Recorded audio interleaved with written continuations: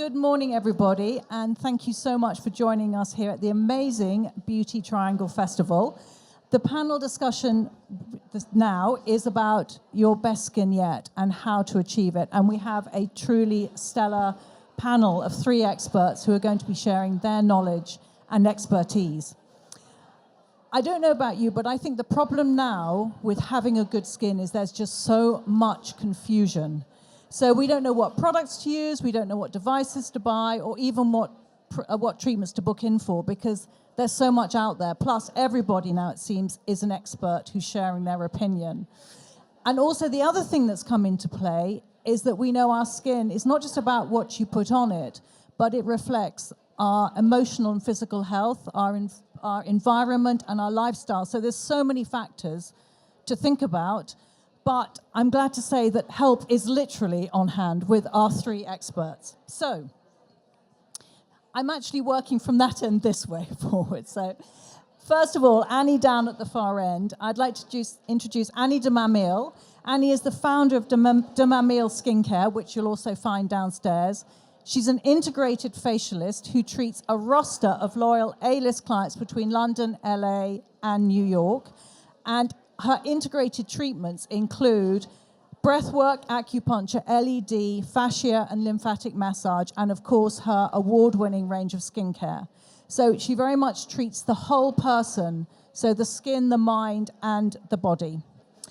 So Annie, as I was saying earlier, we know that there's so much more now to having a really good, healthy skin, and far more than just what we put on. This is something that you've always been doing in your 10 years as a therapist.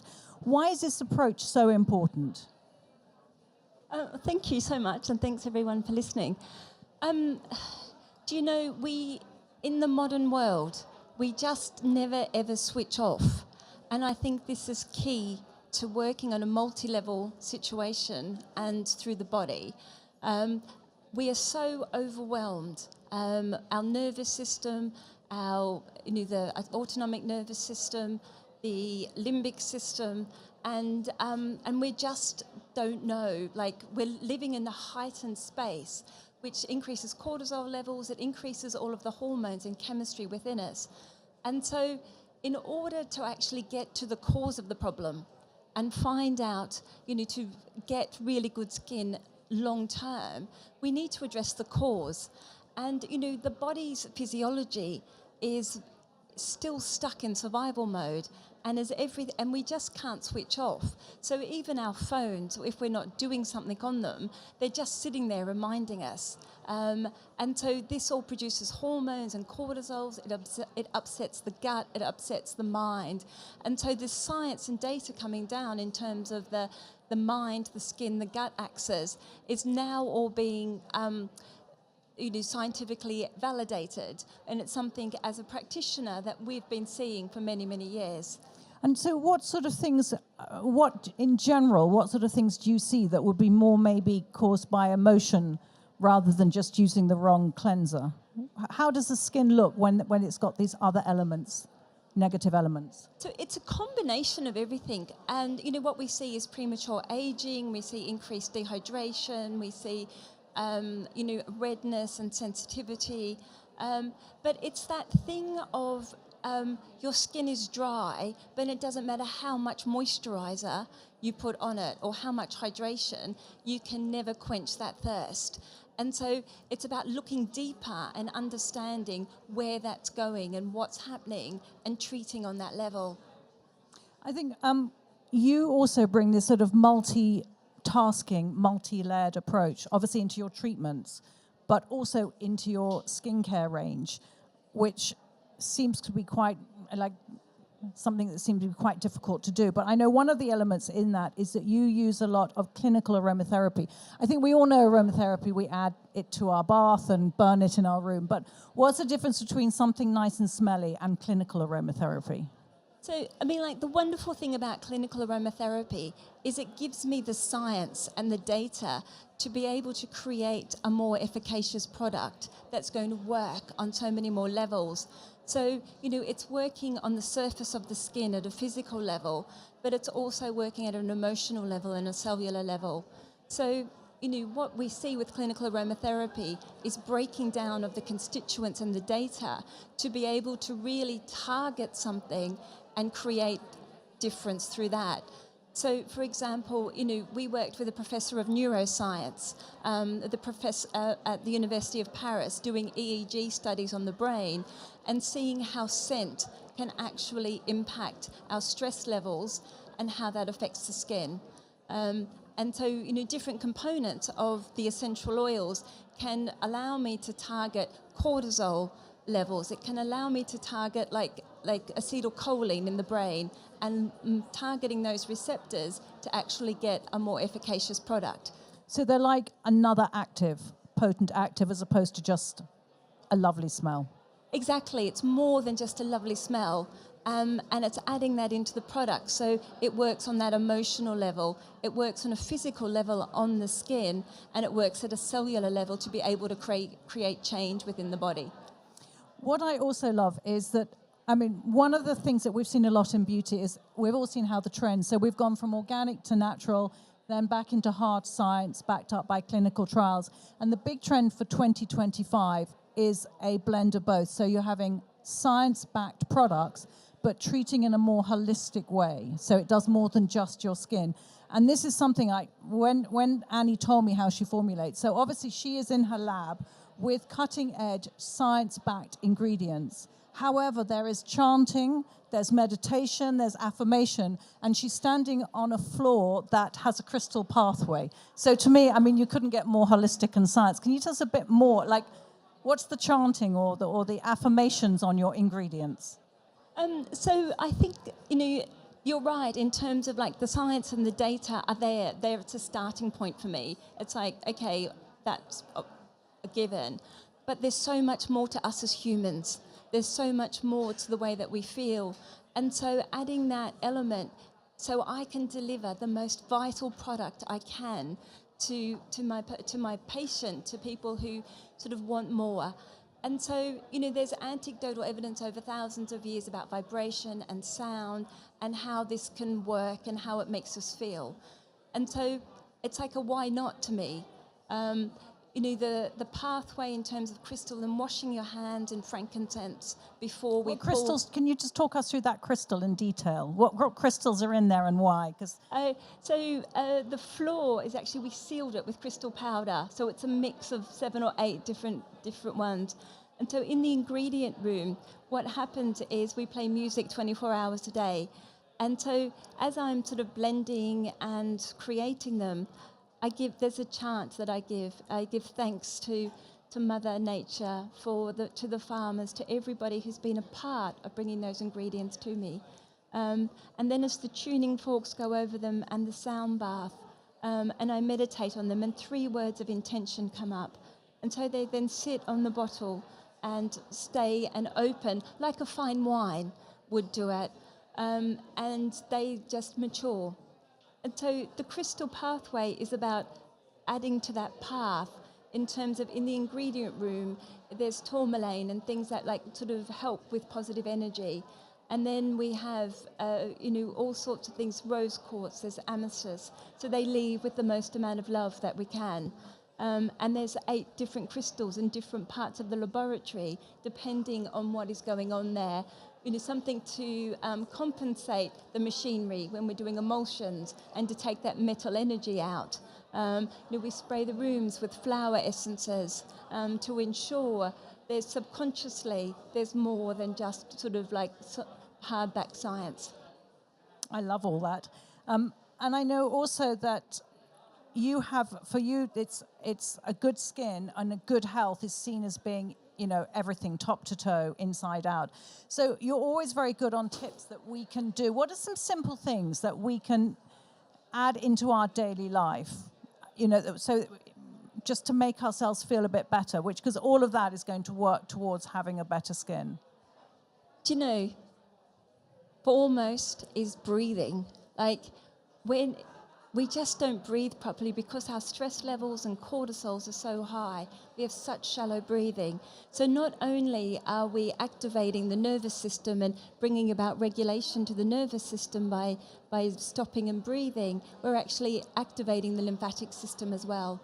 And so we begin that process. And so, quite simply, just pausing and just taking a deep breath and, just exhaling for longer than you inhale is so important. Other things that we can do, having a bowl of citrus in the kitchen, like oranges and lemons, and the science behind citrus and anxiety. The data is more and more is coming through that they actually impact that. A basil plant in the kitchen. So just really simple things like when we have a bath, just putting ourselves all the way in the bath and allowing the water to come up to here, up to our necks. Because what a German study has shown that actually reduces cortisol by really submersing yourself in the bath. And just simple things that we do every day, but we can just add another layer that takes no time in our busy world. It just helps us and just helps with the efficacy of everything. That bath tip actually is excellent. I go up to almost like my ears, dump here, and just getting your neck in that warm bath. There is something. It's so simple, but it's very impactful. Something else that's become huge recently is lymphatic health. And it's like you can't even look at social without somebody doing something for their lymphatic health. But I think what's interesting is while there's been a lot on face massage, and that's working on the muscles, if you do want, on a beauty level, and that's why most of us are here, if you want that very sculpted, sort of chiseled look, it's more about working on the lymphatic puff. And Annie, you have a really good technique that you can just make part of your daily routine, skincare routine. Maybe you can just show it, because this is something we can all do tonight. I actually now do this in bed before I get up. That's how easy it is to do. So quickly, I think one of the things to remember about the lymphatic system, it's about unblocking the pipes. In that we can sort of massage and do everything that we can all day long, but the thing is, because of the way that we sit and everything else, we're actually stopping the flow of the lymph through our neck. So we really need to properly unblock the pipes. It's like filling a bath, and if it just keeps filling up, and you're sort of doing all of your lymphatic things around the eyes, wondering, why are my eyes still puffy? It's because the fluid has nowhere to go. So we need to work on the neck and on the chest to firstly, give it a pathway, give it a runway, like an off-ramp almost, so to speak. So I'm just going to quickly put my microphone down.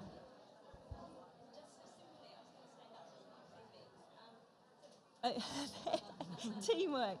So basically, we just want to begin that. So what I sort of start off with is rolling the shoulders and just, getting that the lungs and the lymph moving, and then we anchor simply, get the sides of the neck moving, get everything moving, and then we rub. So it doesn't matter how you do it, loose hand, just fingers. They start below the clavicle, 5 or 6 rubs, above the clavicle, and then down the sternocleidomastoid, just tapping begins to activate the lymphatic system. Under the chin, tapping away. And then around your cheekbones, just pinching. And the sinus point just on the side of your nose. And then the cheeks. Activating that runway in the front, below your ears. And through the temples. And on our arms, just in the biceps. And then we're going to start on our chest and go right down the sternum, your groin, your legs, behind your knees, your ankle. Newbie doesn't do this bit in the bed. I do, actually. That's why I do it lying down.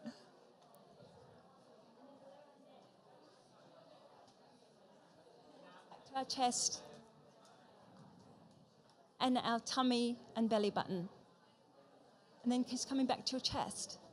And so literally we're just going up and down the body, can take you 3 to 5 minutes, and you can't do anything wrong about it. And the lovely thing is, I just feel this incredible little buzzy buzz. So it's just a nice way to get up, start the day, and to get everything moving. Oh. I have to say, I just do the face bit sometimes when I'm short of time, but it makes such a difference because you're draining You know, before you start rubbing all your creams in, you're just draining everything away, and it makes a visible difference. And actually, sometimes you can, it sounds odd, but you can feel it draining. If you've had a late night, you'll feel it draining. Thank you so much, Annie. I know that's what we'll be doing this evening or tomorrow morning. And now I'm thrilled to introduce Dr. Rachna Murthy, who I could spend probably all the rest of our session just talking about your awards, accolades, and qualifications. But just to save time, just the highlights. She is a renowned eyelid plastic surgeon, aesthetic doctor, and has been awarded Consultant Surgeon of the Year, and last year was voted the Safety in Beauty Aesthetic Doctors of the Year, which is, I think, such a key award, especially at such a crowded market. Dr. Rachna, I have to say, I love your approach as a surgeon and a doctor to good skin, because I think you're probably one of the few, maybe one of the only doctors that is as interested in Botox as you are in the gut microbiome. And you talk about, you like to treat your patients from inside out and outside in. Why is this so key to the way you work? Yeah, I mean, what a wonderful event, because we have brought together wellness and all the industry best in class of wellness. And the reason why we're together here is because it's not just a simple one treatment for one condition. We are human beings, there are multiple systems. And if we want to talk about the gut, actually, the godfather of medicine, Hippocrates, talked about the gut and how everything stems from the gut and the gut not working properly, and how you can treat all ailments through the gut. Now, we're not quite there yet, but the gut has a really important role to play. It controls our mood. Serotonin is the happy hormone. So a lot of the happy hormone, 80% of it, is produced in the gut. And that's looked after by something called the microbiome. Microbiome are trillions of bacteria and viruses that live inside our body and on all of our surfaces. And they're there as an army to look after us. So when that microbiome is affected, and I haven't got on to talking about the skin yet, but the microbiome in the gut looks after us. It's the biggest barrier to infection. And you all know, if you've had something to eat or drink that doesn't agree with you, you know, I get this all the time, I'll break out suddenly. And it happens really quickly. So that communication is not by little bacteria and cells moving around. There is communication in nerves and inflammatory mediators and all sorts of things. So science hasn't really caught up with what we are seeing as individuals. And so just because there isn't evidence doesn't mean that it doesn't work. And so all of the sound healing and all of the other things that you're doing here, there is some anecdotal evidence, and we'll find that science will catch up with it. But the microbiome is critical. And the reason why, if I run out of time, I gave a TED talk on this, so look it up, Biohacking Health Span through your gut, skin and eyes. But essentially, the gut microbiome, when you have a leaky gut, that allows things that we have in our diet to cause toxic results. And also, when we put things on our skin as well, which are not so good for us, then that can also cause inflammation. So inflammation is swelling, and that causes early aging. So all the lines and wrinkles that we're getting are not just through aging, but it's also through our lifestyle choices, what we eat, what we put on our skin. And so it's really important when we're at an event like this, we're looking at lots of therapeutic options, lots of wellness options, not to just think about papering over the cracks, but working from the inside to look after our outside and our overall well-being. And so that microbiome barrier is something that I was aware of 15 years ago when I was a consultant in the NHS. I ran a big service in Cambridge looking after people with an autoimmune condition that affects the eyes. And that caused changes in their eye appearance, so bulgy eyes. A lot of the inflammation around the eyes was triggered by stress. So you'll all know that stress causes issues with skin, and it can affect the eyes, it can affect our general health, it can lead to diseases which can lead to cancers. So they're all nasty links, and it can become a cascade of events. But getting down to the bottom of the problem, many of these patients of mine had an infection trigger. And that may have been a cold or something else going on in their body, and that triggered off inflammation. And I had to think about the treatment options that I had. And as doctors, we go to medical school, we get taught how to treat diseases. We're not taught how to prevent. And I think the mindset has to change. We all need to empower ourselves to be able to live our best selves, our best, healthiest lives, our best skin, our best, longest, healthiest lives. And that's by taking little steps, preventative steps, in terms of improving our wellness. And that can be done by looking after your microbiomes, because those are your biggest barriers to infection, inflammation, disease, and aging. Not that we're not going to stop aging, but, we can age well, so. You talk about empowering your patients. What are some of the what's some of the advice that you find yourself always giving out? If you could share with us some of your tips. Yeah, so I'm going to make it quick because I published a 52-page literature review with the global consensus group of eye doctors and specialists in toxins and ingredients in cosmetics. And so have a look at what you're putting on your skin, what you're putting in your hair, on your children's skin. Children are starting to use makeup from a really, really early age. Girls are using mascara from the age of 12. Boys are using all sorts of skincare products. And there's a big push through influencers in terms of their products. And it's you'll have heard of all the TikTok rage, and Space NK and Sephora had this issue when young kids were wanting products because the influencers talked about it. But kids shouldn't be using anti-aging products. There are a lot of things like baby shampoo. Johnson's baby shampoo had something called formaldehyde in it up until very recently. Formaldehyde is a preservative that's used, if you're a doctor, you know about it because you dissect in the dissection lab, and they're preserved in formaldehyde. But formaldehyde is present in mascaras, in lots of cosmetics and shampoos. And so have a look at what you're putting on and in your body. There are great apps and websites. Inside Coda is an app. You can speak to me about it later on. You can look at what your ingredients are in your products that you're using. Look for things that say safe, paraben-free, phthalate-free. Look at what you put in your gut. Try and avoid the ultra-processed food. And look for targeted microbiome solutions. And so that's something that I'm really, really passionate about. I found a groundbreaking product range, which actually is downstairs in the retail space of the AWVI.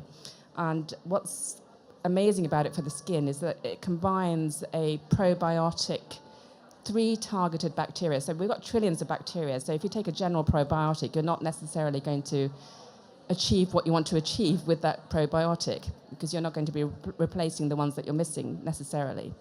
But 3 targeted probiotics for the skin. A little bit of retinol, so vitamin A. Most of us are on some form of retinol, but again, that's to improve collagen, but that can be very drying to the skin. So if we can take it through the gut, then you're able to look after your skin through the gut. Lots of people who have acne, who've been suffering from acne or acne scars, we see a lot of those patients come to us. If we can prevent that in the first place by working through the gut, then that is how this product has been really helpful, and it's supercharged by the Skin Topical range. So I don't want to bore you with the science of it, but probiotics are the bacteria. Prebiotics are like the ground or the soil that the bacteria live around. So if it's a rainforest, it's the nutrition for it. And then there are postbiotics, which the bacteria produce, which are the communications. So the skincare range has the prebiotic that supports the gut supplement, and that's the basic essential I put all of my patients on. And that means that their treatment outcomes, so if they're having microneedling or exosomes, or we're doing a lot of bioregenerative treatments in clinic now. It's all about collagen banking and trying to prevent. And so before we do the microneedling or the exosomes or the polynucleotides or the surgery, I mean, surgery is my bread and butter, upper lid blepharoplasties, lower lid blepharoplasties. Before we do any of that, I make sure that the gut is sorted. Before surgery or anything particularly invasive, you'll get people onto a program. And afterwards, if I was going to my dentist, I'd carry on brushing my teeth when I go home every day. So why would you go and see your facialist or your aesthetic doctor and then not look after your skin? And it will make your treatment outcomes much better. Because I know you were saying to me earlier about how people expect to go to the doctor, a doctor like yourself, and they'll have some injectables and get some advice and etc. And then, but the maintenance in between, what we do at home is what is going to keep that going for longer. What are the key things we should, and maybe probably things we shouldn't be doing between seeing a doctor? Yeah, so I think it's good to look at what you put into your cosmetic bag and try and weed out the things that have been sitting around for longer than 3 months or 6 months. You've got a certain amount of preservative in these products, but you're going to be building up bacteria. So if you're applying bacteria onto your skin, that's not going to help with the treatments that you're having. Look at what you're putting into your gut. So, try and eat a varied, healthy diet, lots of polyphenols in multiple coloured fruits and vegetables. Get your fibre in that as well. And so that's going to be supporting your gut bacteria. The basic essential, I would say to everybody, is to look for targeted probiotic solutions. So something like Obvi for the skin is perfect, and that's the baseline for anything before you do anything to your skin. Can I just ask, when you've talked about targeted probiotics, what should they look for? Will it be targeted for skin? Yes, so it says skin biotic. So, those are the biome for the skin. And look for things that don't break down the skin barrier. So if you have sensitive eyes, you don't want to be using your retinol cream for the rest of your face near your eye area, because that's going to cause your oil glands in the eyes to dry out even more. So avoid those things. And then carry on looking after your skin with gentle cleansers, things that don't strip your skin barrier and skin oils. So avoid alcohol-containing products, because alcohol is also used as a preservative that also strips the skin of its natural barrier. I also wanted to ask you, more looking literally on the outside now. There's obviously a lot of different treatments and products here that people can try. What interests you? What should we be looking out for in the future? What's coming through that really interests you for the aesthetic treatments? Yes, so I've literally had a treatment on Wednesday, because I thought, if I'm going to be speaking about anything like this, I should try it. And so lasers are very good for the skin polishing and the surface. And in historical terms, the CO2 laser was really strong and ablative and had a lot of downtime. We have technology now that has allowed laser treatments to have minimal downtime. So if you look very closely, I've got grey skin, but actually I had this ultra clear laser, very superficial polishing. But before I do any of that, I'd get my patients to consider the microbiome support and good skin care and take away all the nasties. And things like bioregenerative products. So the future is really about collagen banking, putting in things that can improve the collagen in our skin, and also preventative health. And what would be, just talking about the collagen banking, so it's something, just to clarify that, because it has been literally taking your collagen and sending it off, haven't there been companies that grew our collagen for us? What actually is this now? What should we do? If you had a big piece of meat, you're not going to get that collagen going to where you need it to go to. And if you take collagen supplements, they won't necessarily put the collagen back in your skin if that's where you want the collagen to go to. They may be good for your joints and other things. But collagen banking in the skin involves creating little either micro-traumas, so with micro-needling at the very, very basic level. There's a spectrum of things you can do. So microneedling, there's new technology with exosomes. Exosomes aren't created equal though, so do find a practitioner who's and ask them if they've had experience with it. Look for before and afters and things like that. Exosomes should be something that contain growth factors, and they're like little postmen, so they deliver whatever you want, messages you want to wherever you want to deliver it. But those exosomes, you may not know what's in it. So ask your doctor or a practitioner what you're having on your skin. Look at things like polynucleotides, or salmon sperm facial, everyone's talking about. I still don't know how it works. I mean, we're not fish, but we are getting really good results near the eye area. And it seems to be long-lasting and very safe.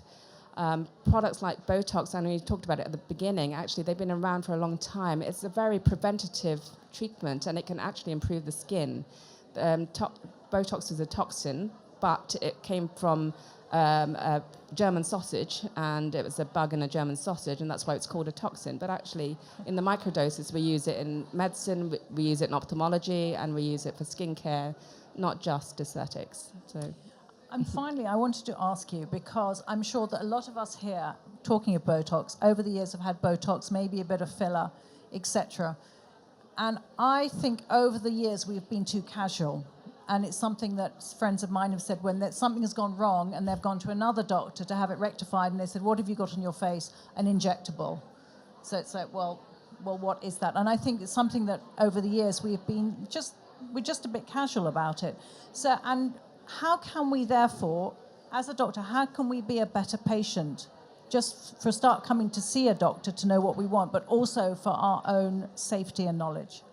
Yeah, I think you should all empower yourselves to ask questions. Don't just go in there and say, oh, just do what you want. Ask about what is going into your face. Fillers are getting a bit of a bad name at the moment, but fillers are just hyaluronic acid. Hyaluronic acid is what fills our every cell, every living cell, and put in the right amounts in the right places with somebody who has a lot of experience in it, it can be revolutionary in terms of our aesthetic, and our aesthetic can impact our well-being. So I don't think it's something that should be taken out of the equation. And there's a lot of scaremongering going on as well at the same time. So ask the questions. Ask, is it safe? How long has this been used for? Have you got any before and afters? Are they the right person for you? Develop some trust with the person that you're with before you go ahead and have either a surgery or a needle into your face. So more of a consultation, and also ask what it is and write it down. Ask what it is, get it written down. Seriously, because you Yeah. never know you need it until you need it. Exactly. And you go to another doctor and say that, crying probably, desperate. Yeah. Thank you so much Thank for you. that. And finally, the fabulous Teresa Tame, who has been one of the world's, if not the world's best and most sought after facialist for over 20 years. I can't believe it's over 20 years. And her client list, which I'm not allowed to mention, but basically think of somebody on the red carpet who's incredibly famous. Think of lots of people who are very famous with amazing skins, and those will be her clients. But what I love is you don't follow fads over those decades. You just have this incredible knowledge of what works, what doesn't, and what we should be doing. So, Teresa, as I said earlier, we are confused, okay, because it's got so complicated. I mean, there used to be 3 steps, the old Clinique 3-step. We knew where we were. But please, what should we be doing for our skincare routine? What's a good standard? What do we need in it? I think, going back to what we've said already a few times, everyone, and what you started with, Newbie, is I think a lot of people are confused. Personally, this is my personal view, and what I do for myself is just keep it quite simple. And that might not suit everyone. You know, someone might want to follow the Korean steps and have that ritual. So it might be on a Sunday, or it might be every evening that they actually do. And I love your lymphatic tips, Annie, which I've known for a long time and just haven't done them and started to, and it's the best thing. But yeah, people like the ritual and they like to have all these steps. But personally, I think that skincare should be quite simple and not to overcomplicate things and overcomplicate the skin, which is then, as we've been saying, potentially ruining the skin What barrier. would we need? I mean, do we need a vitamin C, a hyaluronic, a vitamin A? What would be a good standard every day? For me, I try to get my clients to, we all need to clean the skin. I think most people need to treat the skin, whether that just be a simple exfoliator to a retinol to a treatment-based product. Hydrate the skin. We want to hydrate and we want to protect. So my kind of 4 pillars is clean, treat, hydrate, and protect. Everyone's different. I don't think anyone should be following trends or fads. I feel that most people, a lot of people are having facials, which is great, which then takes them to speaking to an expert. We've got another wonderful expert in front of me, Sarah Chapman. And I feel that if you're seeing someone that has the experience to then give you that knowledge, what you should be using as an individual is really helpful. Not everyone can do that, whether it's down to time or budget, but to be going onto social media can be really good advice, but it can also be a little bit complicated. And I feel that people are just a bit confused and following trends. And also, as Dr. Ratcham was saying, be targeted. So if it's pigmentation, target that. If it's something else, target. Exactly. And I always say be consistent. I always say to people, it probably took you 40 years to look like that, so you won't change it in 4 nights. You know, be a little bit you just have a bit of common sense. It takes a while to turn things around, Yeah, it doesn't takes time, definitely. But consistency, stop chopping and changing. Yeah, and actually preventative, I'm a huge, huge fan of preventing. What's your number one preventative? Do you have an ingredient or something, a I routine? would probably go back to, SPF for sure as an ingredient. And then treatment-wise, I would say to, a lot of people are forgetting, including myself, they're treating the face, they're not treating the neck. So I'm big on trying to get my clients to do preventative work on the necks.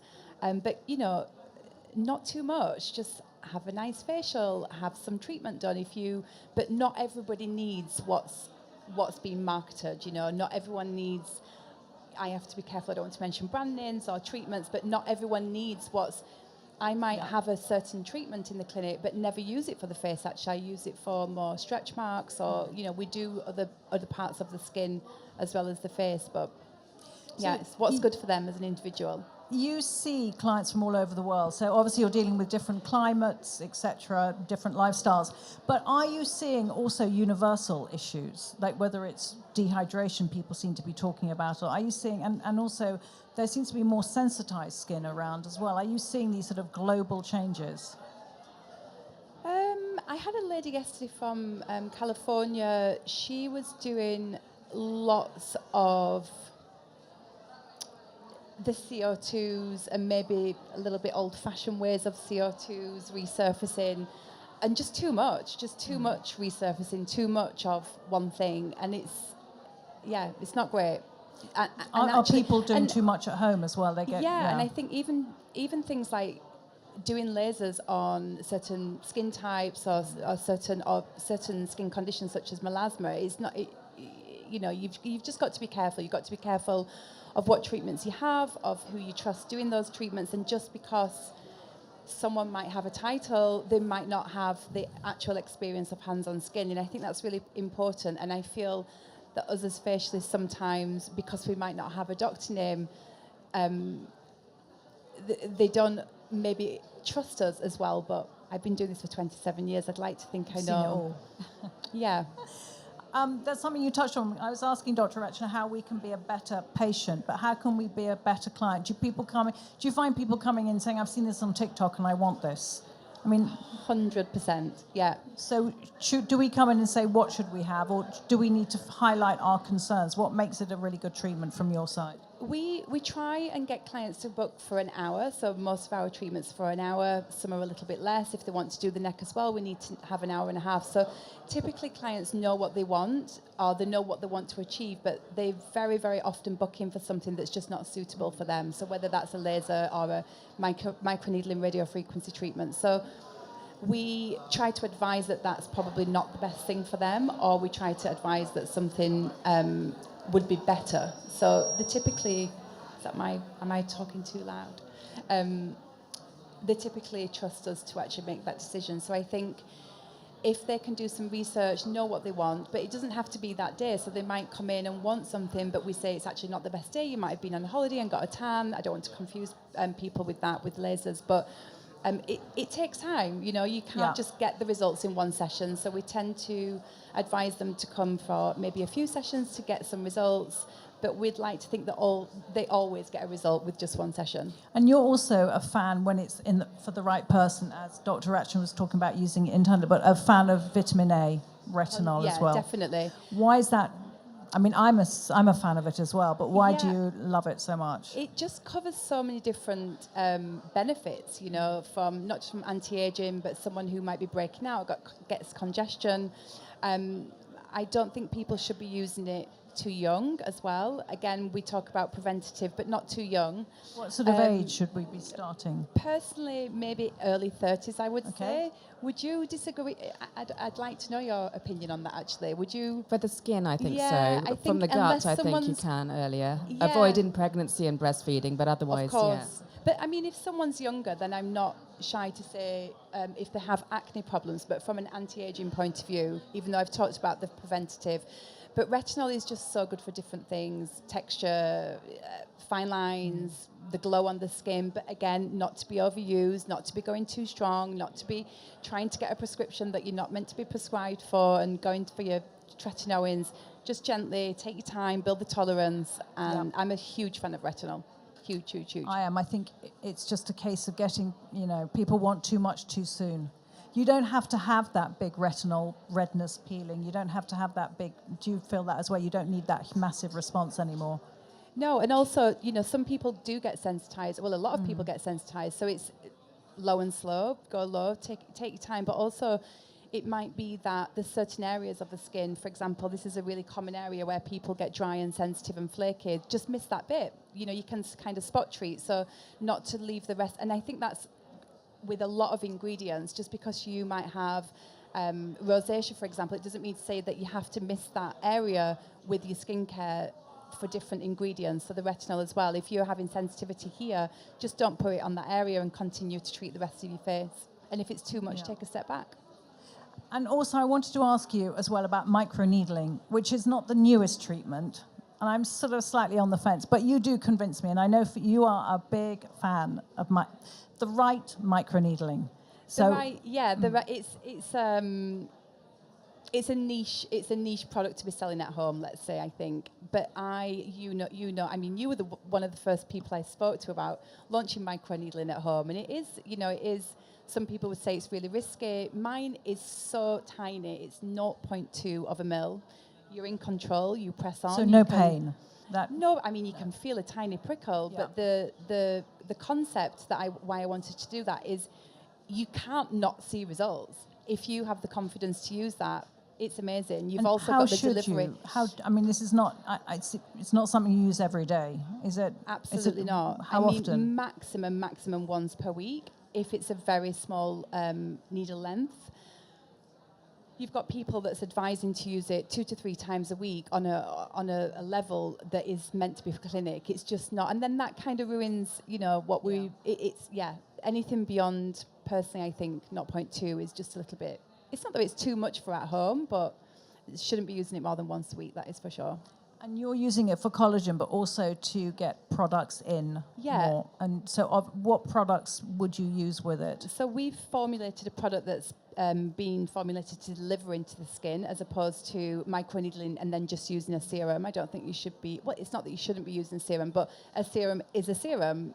The product that we've formulated is specifically it's not specifically for microneedling, but it's not got the thickness that you would have to add for a serum. So if you've got the confidence, personally, I think it's one of the best things. And you've got the delivery of the vitamins as well. And also, Annie has done our lymph. So we can't have you without learning something that we can do.